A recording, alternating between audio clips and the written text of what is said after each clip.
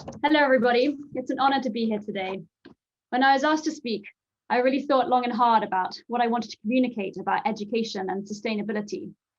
What advice and recommendations are practical and achievable now, distilling what I've learned having worked in education for the last 15 years, teaching children on a one-to-one basis at both primary and secondary level. It has given me a deep insight into the education landscape through the lens of children. Arguably, there has never been a more important time in education. Living through a pandemic has rocked the very roots of our schooling system. Worlds have been polarized by some children spending more time outdoors, but arguably a number of children spending more time indoors, especially our teenagers. If there's one thing this past year has taught us, it's that nature does not bend to our will, and that we need to get to understand nature better in order to slow down and hopefully stave off a number of these climate and also health crises, which are starting to impact us more acutely. This series of talks at TEDxArchivorum is very much centered around contributing to a better future. When I think about the challenges facing us in the future, climate change and digitalization are, of course, at the forefront. Today, I'd like to focus on sustainability, specifically on three key areas. One, how do we help children get out and enjoy nature, and why is that important? Two, how do we foster children their creativity and natural problem-solving aptitudes, and why is that important? And lastly, any changes we make to the education system needs to contribute to a wider conversation around societal values, and more on that later. So taking my first point, why do we want to help our children get out into nature, and why is this important? Humanity will only protect what we care about and understand. Biodiversity, sustainability, and education surround us on a daily basis. Like many people, I've been watching avidly the wonderful programs by Sir David Attenborough and other documentarians, but it's also made me reflect on how information is being disseminated. It made me dig further, and I found the Dasgupta Review, which I would recommend everybody reading. It's a fantastic and deeply relevant report. It states that our economies, livelihoods, and well-being depend on nature, and that's why nature needs to be placed at the heart of economics. There's a cruel irony that whilst we teach our children, our young children, through books on animals and nature, we become increasingly disengaged from nature throughout our lives, at least until our midlives. Human habitats, according to the UN, we will all be, 2/3 of us will be living in cities by 2050. We can see that it is becoming increasingly difficult to engage and actually be part of our living, visceral planet when we're being pulled away from it in these ways. So, what can we do? Let's get out into nature. As parents, one of the greatest gifts we can foster in our children is a love of the great outdoors. In preschool, this is quite easy because our toddlers run after every muddy and puddling sight. At least that's my personal impression as a parent of two boys aged 3 and 5. But it does become harder when we get to primary and secondary level to keep our young outside and really connected with nature. Data shows that children's engagement within nature actually does vary and decline until about the age of 30. So we need to actively think about how we spend half terms and holidays, and what can we organize as experiences and trips. If I ask you as adults to think back to what really excited you about your childhood and what memories really stay in your minds, I hope it's not watching TV, and I hope it's much more about, experiences outside, either with your family or with your friends. That's what we need to hold on to. By giving children these roots in nature, it provides such an important anchor. And also it moves the needle to allow these children as they grow up to be young adults, to make good decisions grounded as citizens rather than consumers of our planet. Within the school framework, there is so much to be done. We need to embed nature studies and natural history into the fabric of our curriculum. At primary level, we can all be more vocal with our schools, communities, and government to make nature studies compulsory. There are some good initiatives happening, such as forest schools all around the world, which is fantastic. However, many parents want to make sure their children are well informed, but also in an age-appropriate way. So it does make sense to have a basic compulsory framework with structured guidance, as well as the all-important field trips into nature. And it's certainly not just parents who are asking for this, it's children themselves. Greta Thunberg has started a global movement by deeming it more important to be striking outside the Swedish parliamentary buildings rather than being at school. So it really is so important that we're able to feed this curiosity and educate our children well. At secondary level, Cambridge Assessment's UK exam board, OCR, is developing a GCSE in natural history, which is great news. However, at the moment, they have decided not to place it as part of our core studies, the EBAC, which is the moment consisting of English, maths, science, history or geography, and a language. I would argue that it needs to be part of these core studies because it's going to be the central and pivotal focus of years to come. And then at higher education, it's just as important, but a very different struggle and a different way of approaching it. In America, it used to be compulsory for new college entrants to take a module on the history of civilization. I would argue that for universities to stay relevant, that they would really do well to include sustainability more deeply embedded into their modules and courses. What does this mean? Perhaps, educating our university students better about business ecosystems, which some argue will have amazing competitive advantage and also be working in a sustainable way. We need to arm our students with practical, employable skills so that when they set out on their career journeys, we are able to build them with their resilience and vision as they face eco and also digital disruptions during their careers. We need to keep thinking about a lifelong version of learning rather than learning that stops either at the end of school or at university. The reality of the job market is that every industry will be transitioning to green or already turning or becoming green over the next 30 years. Whether you're a tennis player or an architect, it's so important to understand what's driving this change. In time, there won't be a distinction between green finance and finance. It'll just be finance. With change happening so rapidly, it really is important that we all keep up with these transitions and also understand why the status quo can't continue. I'm not saying that everybody needs to be an expert on climate change. I'm certainly not, but understanding the climate situation really does feel much more empowering to then be able to make good decisions based on knowledge and facts rather than hearsay or lack of understanding. Which leads me on to my second point, which is all about fostering creativity in our young. We don't know what the answers are to some of the most massive challenges over the next few decades. It's important to have a base level of knowledge, but it's also imperative that our education systems are able to nurture brilliant problem solvers and also creative thinkers. We would do well to think about where we can harness the best, creativity in us humans. And I'd like to refer to a NASA study, which actually surveyed 1,600 4- and 5-year-olds to find that 98% of them scored at creative genius level. Only 2% of adults scored at that same level. According to this study, our creativity is being suppressed or possibly even suffocated by our formal education systems. As we learn to excel at linear, more convergent thinking, it's at, unfortunately, we seem to be suppressing, or it's at the cost of our instinct for more divergent or generative thought. It also begs a more complex question about our relationship with our children. Whilst there is a valid role for supporting children, providing good boundaries for digital good best practice as well as their own personal safety, there's always been the pervasive belief that us adults, we know best. But do we always? Could there be more to be gained if we recognize there is a knowledge transfer from adults to students? But there is that, of course, that knowledge transfer from students to adults. What if we listen more closely to our students and our children and actually gave them more space to develop their ideas so that they could have more scope to be producers rather than just consumers of knowledge from a young age? I was amazed by the practical and exciting ideas brought forward by children when we launched an eco-curriculum in the Caribbean back in 2019. This eco-curriculum was built in partnership with the UN Tech and Innovation Labs and very much focused on fostering creativity outdoors as well as deepening our connectivity with nature. Children's responses were unfettered by can't do, it's too expensive, not possible. And they came up with fantastic, very creative ideas. And it really bolstered my belief of how much can be gained from really focusing on the creativity and how we support that in schools. Thinking about Sir Ken Robinson's belief that schools are killing creativity still arguably holds true today without a government reassessment of what is important in education. So you might be asking, what are we going to be doing about it? I believe there are many possible approaches, and I'd love to share a couple with you today. First of all, we need to create more space in the curriculum for children to be able to engage in their passions and hobbies. UK schools, and I know other schools globally, are looking at this with interest. And there's one particular school which has actually already gone on to build out accredited GCSEs, such as global societies and environments. This is great news, and also the IB has also provided historically a more expansive curriculum around this.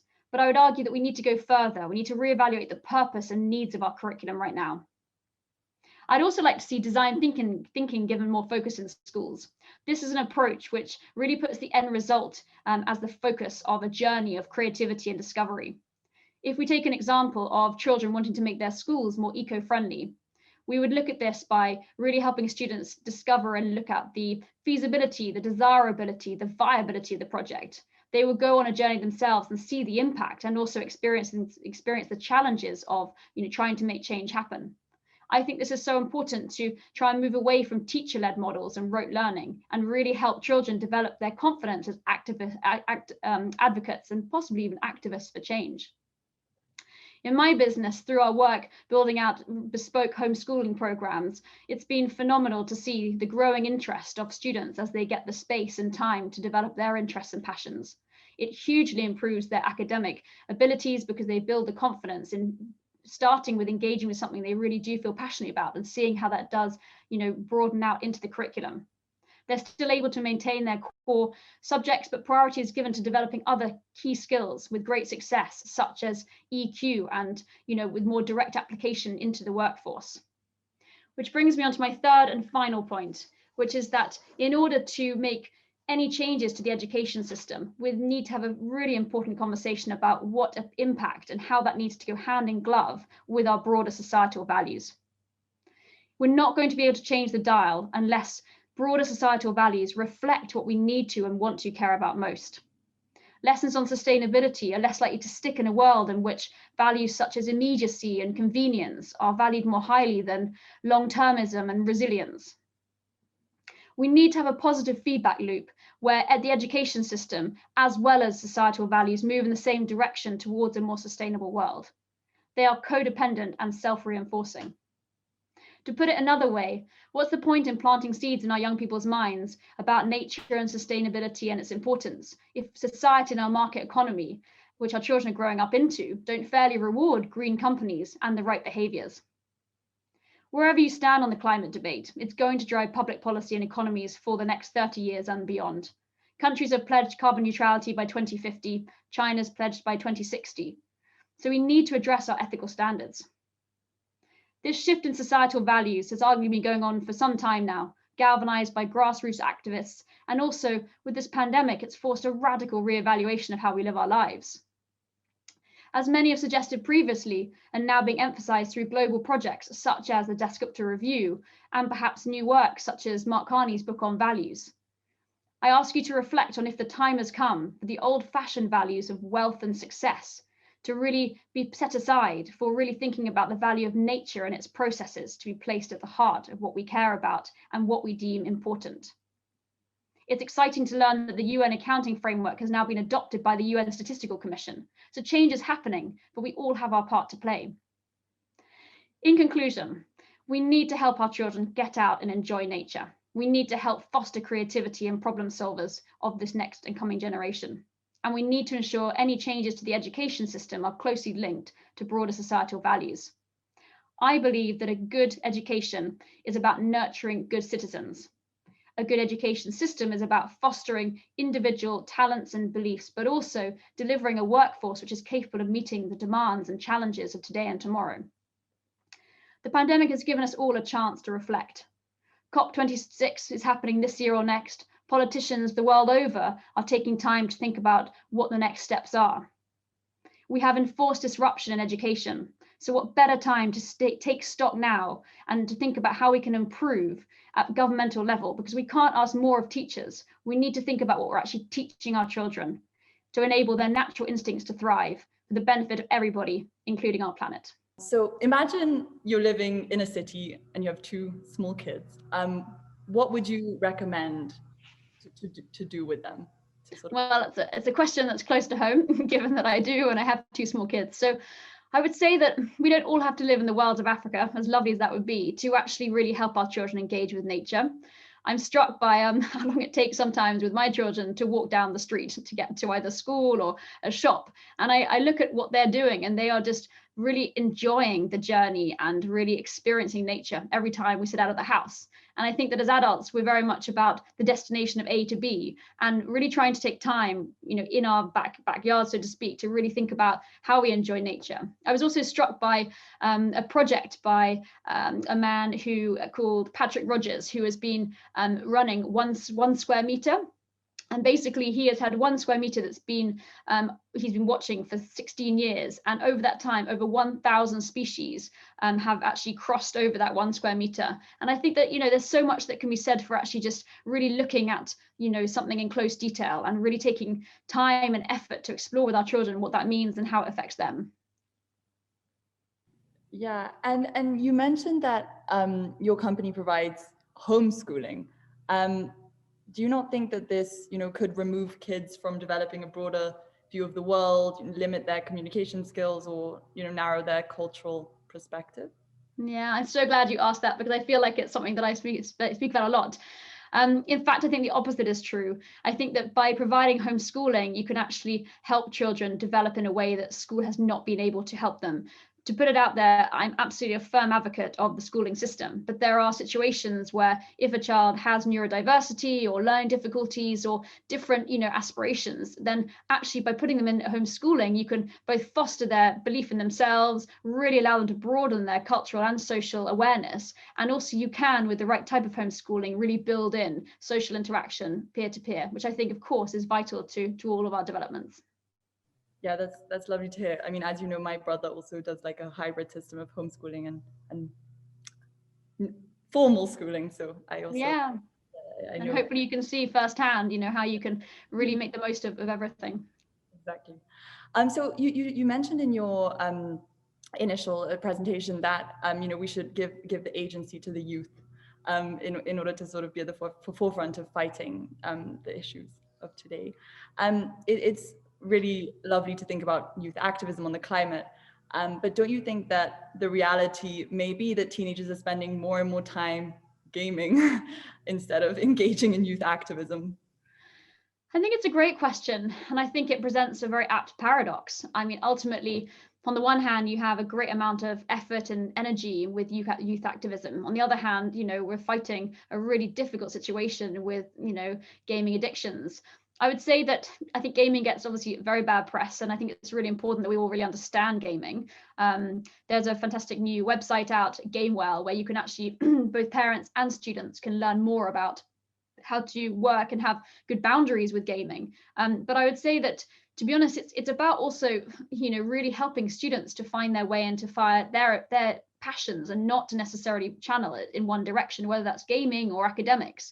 All of it has a risk. I think it's all about finding balance, and nature will always provide that balance, and thinking about how we can each live our best lives. Yeah, for sure. And going more into depth on sort of your vision of education. So exams have been cancelled, as we all know, for 2 years in a row now. What do you think are the biggest lessons we can learn from this? Yeah. I think that we all know that there have been some really, really tough outcomes. I think specifically for children who don't have access or much access to being outdoors, and also perhaps not that much access to teaching. And I think that, really concerning statistics around the widening of the educational attainment gap. I think, that now, according to recent data, that's looking more about 22 months now in teenagers, which is obviously highly concerning and something that has to be addressed as a matter of urgency. On a more positive note, I've seen both firsthand and through so many of our families that we work with, that actually by students having time to be able to develop their hobbies and passions, so much has come from that. For example, one boy we've been working with has developed a full irrigation system in his garden. Another girl we've been working with has actually written a play. And I think that is just fantastic to think, what's been achieved creatively through this period of time, and also what we can take, what are the take homes that really are so positive from this time we've been at home. And that's what I mean about creating more space in the curriculum to actually allow students to have that time for self-knowledge, self-reflection, and also just getting to know themselves better. And do you think that creativity in education and exams can successfully coexist within education, or do you think one comes at the expense of the other? So sorry, your question is creativity in exams versus creativity? Sort of like creativity in education and then the more like structural exam. exam format of just. I think, of course, I think they can coexist, and in some ways need to coexist. It's always about necessary and productive tension between the two. Ultimately, we need to read and write, and it's not about sort of saying, okay, great, let's just forget about English and math. Let's just, kind of be in nature. I'm saying, in order to access the full experience of life and also to impact as powerfully as we have the ability to do as an individual, then, let's make the most of it. So absolutely, the coexistence is for sure my ideal moving forward. Yeah. Could you talk a little bit more about the positive, or if there were any positive aspects to the effect of the pandemic on school children and on the youth? I think the biggest positive is actually what I mentioned just now about, really for students to really think about their own passion projects and having that time to reflect on how they want to be spending their time. I think that, during the education system, one of the difficulties has been it's so academically focused that it can be difficult to have time to develop both EQ skills and also, think about who we are as people. Perhaps it's relevant to share that I actually had a year of homeschooling as a teenager due to glandular fever and not being able to be at school. And one of the things it really taught me was actually allowed me to have time to really build on who I am and what I'm interested in, rather than just being on the kind of hamster wheel of education. So, for me, that made huge difference to the future of both me and my career. But thinking about now that every student has had an opportunity to do this, I am caveating it that not everyone has had quite the same opportunity, but I'm saying, what can we take? What are our best learns? And I would say, let's try and introduce ways to create that space and creativity into our curriculum, and also really keep heralding fantastic programs such as Duke of Edinburgh Awards, which obviously are available at all levels, and doesn't matter where you come from or what socioeconomic background you are, everybody can really get involved. And it's brilliant to see an upsurge of applications recently for that type of scheme. Ooh la la. I remember doing my Duke of Edinburgh award up here, and the teachers took us, instead of taking us to the hills, they took us to the Swiss mountains, and we were there with our tent, and our tent fell on top of us in the middle of the night. But the fact you have such great memories, or at least some memories, is testament to the fact it's all experience, right? Memories, happiness, and sadness. But yeah, navigating the wild. Yeah, and I mean, again, on this notion of creativity, I mean, I know that I did the IB, and we have TOK, one discipline which is entirely dedicated to interdisciplinarity and how everything in reality is just interconnected. But someone is asking, is this notion of needing to classify knowledge into disciplines, is it an obstacle or an asset for mass environmental education? Given sustainability essentially is everything, you could take a sustainable approach to study. It's an excellent question. I think about that a lot. I think that for me, interconnectedness is just so important. I do think that actually there's too much segregation between subjects at the moment, and connecting the dots has really become more and more important. That's what I mean about eco studies being part of, or natural history being part of, an array of subjects. But I think, I think the more we can do to really show how subjects, really overlay and interconnect so deeply, allows us to have, I think, a kind of more 360 sense of education, and more broadly how the world fits together. So no, for sure, I think there's a lot of work to be done on that, and I think some exciting and hopefully very fulfilling work for the end user, which will be obviously the children who are learning the curriculum. Yeah, and on the topic of changes, if there's one thing that you could change about education, what would you choose? Well, I think it would have to be fostering creativity. I just feel like we all, have our unique DNA, we all have our unique skills and abilities. And the more we can really look at our own personal strengths, the more that, those teachers and mentor figures around us, tutors, families, can really draw out how, we have got the strength and different skills. And sometimes they're not particularly academic, but the sooner we can identify what our skills and our talents are, the more we can really use those as hooks into other things. We're all confidence players, and the way to build confidence is to think about what you are good at, and then really help that take root and then build from there, which is again why homeschooling can be so powerful, because you can start by looking at what that individual really is good at, and as I say, find that hook and help sometimes to re-engage them in their learning. Yeah, definitely. And again, on the topic of sort of hypotheticals, if you could design the perfect school day, what would that look like for you? Maybe if you could give an example, for someone younger and then someone a bit older, around my age. So I think for younger children, obviously it's about creativity, getting out into nature, really thinking about exploration. I think, making education as multisensory and as experiential as possible, especially in the primary years. At secondary, I'd also urge, I think that with the advent of tech and the exciting way in which tech is going, for me, I've always believed, and why I run a company working one-to-one with students, is because I believe we all work and learn differently as human beings. And by really allowing each student to learn on a one-to-one basis, or allow them to really think about how they learn, that has to be a good thing. Going back to classical times, people learned one-on-one with their tutors. The actual construct of school is a relatively more recent situation. So if we were to think about the kind of the perfect day, I would say there's more kind of the one-to-one actual core learning, but also really taking the best of them being able to work with peers and really learn as groups with different parts of the education system. But I would say that I feel we're really missing a huge opportunity to be more efficient in the way we learn, and also find it much more rewarding. But I wanted to ask you if you are hopeful for the future, whether it be in terms of sustainability, more equal education, racial justice, or more creative education. And do you see changes being made at the speed and on the scale required? First of all, I am definitely hopeful for the future. But in the words of Greta Thunberg, the one thing we need more than hope is action. So that's why, preparing for today and thinking about what I want to communicate with this audience is much more about practical things we can do. Get out into nature, think about what we can do as parents, as in influencing, the youth of today and what that looks like. It is about, thinking about what we can do to create a roadmap from here onwards. It's not about thinking it's all doom and gloom. And I certainly am not a believer of that. I think that we all need to get on board and recognize that we all have our part to play. I'd also want to go larger for a moment to a more macro level, where if we think back to the global financial crisis in 2008, that was an extraordinary crossroads where countries had to really reflect on if they wanted to continue to be global and to operate their financial systems at a global level or become more nationalized. And they chose to keep being global, but to introduce better governance.